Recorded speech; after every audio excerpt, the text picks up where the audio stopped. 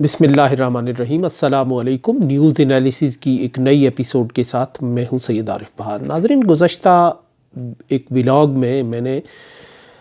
کشمیر کی تحریک کے ایک سرگرم کمانڈر امتیاز عالم کی ٹارگٹ کلنگ پہ بات کی تھی، اور اس ولاگ میں کئی سوالات اٹھانے کے ساتھ ساتھ کئی سوالات کو کئی معاملات کو ایک طالب علم کے طور پر تلاش کرنے اور سلجھانے کی ایک کوشش کی تھی۔ لیکن اس کے بعد یہ کہانی اس وقت کچھ اور عیاں اور واضح ہو کر رہ گئی جب کراچی میں اسی انداز کی ایک واردات میں کشمیر کی تحریک کے ایک اور سابق کمانڈر اور جن کا تعلق البدر تنظیم سے تھا، انہیں ٹارگٹ کلنگ کا نشانہ بنایا گیا۔ امتیاز عالم کے بعد سید خالد رضا، جو اب ایک معمول کی زندگی گزار رہے تھے اور ایک ماہر تعلیم کی حیثیت سے دار ارقم سکولز سسٹم کے ساتھ اب وابستہ تھے اور اس کے کوئی ڈویژن سطح کے عہدیدار بھی تھے، وہ بھی اسی طرح ٹارگٹ کلنگ کا شکار ہو گئے۔ اب اس کے بعد سے بی بی سی نے ایک اہم اس پہ تحقیقاتی رپورٹ شائع کی ہے۔ بی بی سی کے اور بھارتی حکومت کے تعلقات میں اس وقت ایک شدید قسم کی ایک محاذ آرائی اور کشیدگی آ چکی ہے۔ یہ صرف بی بی سی کی حد تک ہی نہیں ہے، بلکہ یہ یوکرین پالیسی جو ہے بھارت کی، اس کے بعد مغرب کے اداروں کے ساتھ ایک بھارت کی ایک کھینچا تانی کا ایک شروع ہونے والا جو سلسلہ ہے، جو مغربی میڈیا بھارت کے بہت سے معاملات پر، بھارت کی حرکتوں پر، کارروائیوں پر پردہ پوشی سے کام لیتے رہے گزشتہ ایک دو دہائیوں میں، اب وہ بھارت کی بہت سی جو کمزوریاں ہیں ان پر کھل کھلا کر لکھ رہے ہیں، بات کر رہے ہیں۔ بی بی سی کی جو رپورٹ ہے اس میں 3 ایسے واقعات کا ذکر کیا گیا۔ یہ سید خالد رضا کی ٹارگٹ کلنگ کے بعد یہ رپورٹ سامنے آئی، اور اس میں نہ صرف امتیاز عالم کی ٹارگٹ کلنگ کی بات کی گئی، بلکہ اس سے قریباً 1 سال پہلے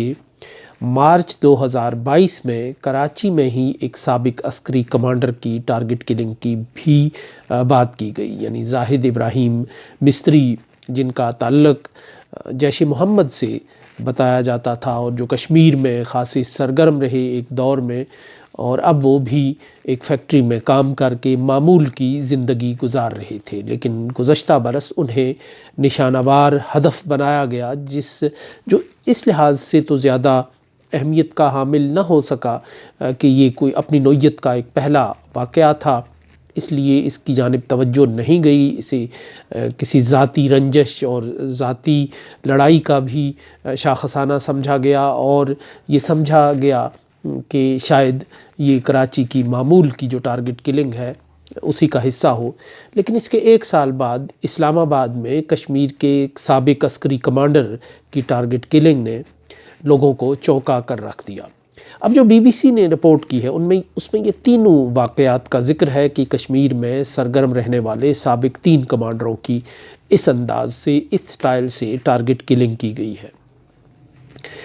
وہیں اس رپورٹ میں ایک نیا اضافہ کیا گیا ہے کہ حافظ سعید کے ایک قریبی ساتھی کو نہ صرف گرفتار کیا گیا بلکہ ٹارچر کیا گیا، ان کے ویئر اباؤٹس کے بارے میں، ان کی سرگرمیوں کے بارے میں وہ معلومات حاصل کرنے کی کوشش کرتے رہے، اور ظاہر ہے کہ جب انہیں ناکامی ہوئی تو پھر انہیں قتل کر کے، تشدد کر کے ان کی لاش کو پھینک دیا گیا۔ یہ بی بی سی نے ایک نیا اضافہ اور انفارمیشن دی ہے۔ عام پاکستان کے لوگوں کو اس کا پوری طرح نہ اندازہ تھا ان واقعات کا، اور نہ ان کو انفارمیشن تھی کہ اس کے پیچھے کیا ہے۔ سید خالد رضا کی ٹارگٹ کلنگ پر بھی تقریباً بھارت کے اداروں میں، میڈیا کے اداروں میں ایک جشن کی سی کیفیت ہے، اور یوں وہ اس واقعے کو بھی یعنی ڈس اون نہیں کر رہے، اپنی اداؤں سے، اپنے انداز سے، اپنی حرکتوں سے، اپنے موقف سے وہ یہ بات اون کر رہے ہیں کہ ان نہ صرف پہلے جو واقعات رونما ہوئے اس میں کی طرح اس واقعے میں بھی بھارت کی جو خفیہ ایجنسی ہے یا بھارت کے جو ادارے ہیں ان کا ہاتھ پوری طرح اس میں شامل ہے۔ تو اس ساری صورتحال نے کئی سوالات کو جنم دیا ہے اور کئی سوالات کھڑے کیے ہیں۔ سب سے پہلا سوال تو یہ ہے کہ 1 سال کے عرصے میں بھارت نے 3 اپنے جو اہداف ہیں پاکستان کے اندر وہ حاصل کیے ہیں، اور بھارت حقیقت میں 90 کی دہائی میں خود کو زخم لگانے والے کمانڈروں اور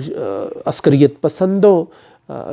سے اب پوری طرح انتقام لینے کی پوزیشن میں آ چکا ہے کہ وہ اگر اس تحریک سے یا ان سرگرمیوں سے الگ ہو کر معمول کی زندگی بھی گزار رہے ہیں، تب بھی بھارت انہیں معاف کرنے یا بھارت انہیں چھوڑنے پر تیار نہیں ہے۔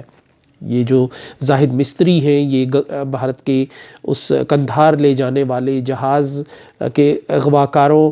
کے نیٹ ورک کا بھی حصہ بتائے جاتے ہیں خود بھارتی میڈیا کے مطابق، اور اسے ایک جو بھارتی شہری کو وہاں قندھار میں قتل کیا گیا تھا، اسے اس کا انتقام بھی کہا گیا تھا۔ اسی طرح سید خالد رضا کی جو ٹارگٹ کلنگ ہے اس پر بھی جو رپورٹ سامنے آئی، اس میں بھی بھارت کا جو اظہار مسرت اور اظہار خوشی ہے وہ چھپائے نہیں چھپ رہا، اور اسے بھی ایک انتقام قرار دیا جا رہا ہے۔ تو اس سے یوں لگتا ہے کہ اس کے ساتھ ساتھ ہی کشمیر میں بھی پنڈتوں کی ٹارگٹ کلنگ کا ایک سلسلہ جاری ہے۔ ابھی 2 دن پہلے پلوامہ کے علاقے میں ایک پنڈت کو نشانہ وار ہدف بنایا گیا، اور اس کی جو فیملی ہے وہ اس کی مناظر دی وائر پہ بھی اس کی رپورٹ آ گئی، اور انہوں نے خاصا اس پہ وہ ماتم کنا بھی ہے، اور پنڈتوں کی بھی ایک نشانہ وار ہدف بنانے کا ایک سلسلہ جاری ہے۔ بالخصوص خالد رضا کی جو جنازہ ہے اس میں ان کے کمانڈر جو البدر مجاہدین کے کمانڈر تھے جانے پہچانے کمانڈر بخت زمین کی ایک تقریر کا ویڈیو کلپ بھی وائرل ہے سوشل میڈیا پہ، جس میں وہ بڑے کھلے ڈلے انداز میں اس کی ذمہ داری بھارت پر ڈالتے ہیں، اور اس قتل کی وہ کا بدلہ لینے کا بہت دو ٹوک ایک بڑے ہجوم میں اس کا اعلان کر رہے ہیں۔ گو کہ امتیاز عالم کے جنازے کا بھی تقریباً یہی رنگ اور یہی رخ تھا، لیکن چونکہ حزب المجاہدین ایک کشمیری شناخت رکھنے والی تنظیم ہے اور وہ خود کو ایک عالمی اور علاقائی سیاست میں ریلیونٹ رکھتی ہے، اس لحاظ سے وہاں کوئی بدلے کی بات اس طرح کھلے ڈلے لفظوں میں نہیں کی گئی۔ البدر ایک ریڈیکل تنظیم ہے، اور اسی طرح البدر کا جو مجھے یاد پڑتا ہے کہ ہم رپورٹ بھی کرتے رہے ہیں کہ کئی اوقات میں اس کے جو کچھ کیڈرز کی القاعدہ کے ساتھ تعلقات کی بنا پر ان کو تنظیم سے خارج بھی کیا جاتا رہا ہے یہ 90 کی دہائی میں۔ اسی طرح جیش محمد بھی ایک ریڈیکل تنظیم ہے، اور وہ بہت زیادہ نرم محاوروں پر یقین نہیں رکھتی ہے۔ حزب المجاہدین چونکہ ایک کشمیری شناخت کی تنظیم رہی ہے، اس لیے اس کے ایڈیمز اور اس کا لب و لہجہ نسبتاً مختلف ہوتا ہے، اور وہ کشمیریت سے جو قریب تر ہوتا ہے۔ تو اس لحاظ سے امتیاز عالم کے جنازے میں تو بدلے کی بات نہیں کی گئی، لیکن بخت زمین جو ہے البدر کے سپریم کمانڈر جو ہے، انہوں نے بڑے کھلے ڈلے انداز میں اس کا بدلہ لینے کا اعلان کیا۔ اور یوں لگ رہا ہے کہ جو خطے میں جو پراکسی ایک لڑائی ہے، ایک پراکسی وار چل رہی ہے، وہ کسی طور بھی کم ہونے کا امکان نہیں ہے، بلکہ آنے والے دنوں میں جوں ایک عالمی کشمکش تیز ہوگی اور عالمی سطح پر اپنی پوزیشننگ کرنے کا ایک عمل جو ہے وہ بھی آگے بڑھے گا، تو اس حوالے سے اس خطے میں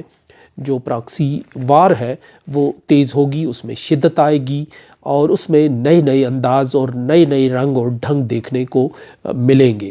جو اسلام آباد میں پاکستان میں سابق کشمیری کمانڈروں کی جو ٹارگٹ کلنگ ہے اس سے بھی یہی آیا ہے، اور جو کشمیر میں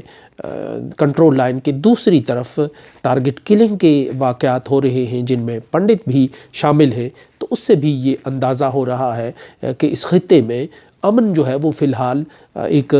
تصور ہے، اور امن فی الحال ایک خواب ہی ہے، اور مستقبل قریب میں جو ایک عالمی کشمکش تیز ہو جائے گی، اس خطے میں بھی کشیدگی اور کشمکش کے امکانات بڑھتے چلے جائیں گے۔ اور بالخصوص چونکہ بھارت نے ایک امید ہی چھین لی ہے کہ کشمیر کی متنازع حیثیت کی، اور پوری بساط ہی الٹ کر رکھ دی ہے، اس لیے وہ امید چھن جانے کے بعد اس بات کا امکان موجود ہے کہ کشمیر میں کچھ نئے جو گروپس ہیں وہ انتقام اور رد عمل کی اس پالیسی پر چلتے رہیں گے، اور یوں یہ خطہ جو ہے امن کو بدستور ترستا رہے گا۔ اس کے ساتھ ہی اجازت دیجیے، اللہ نگہبان۔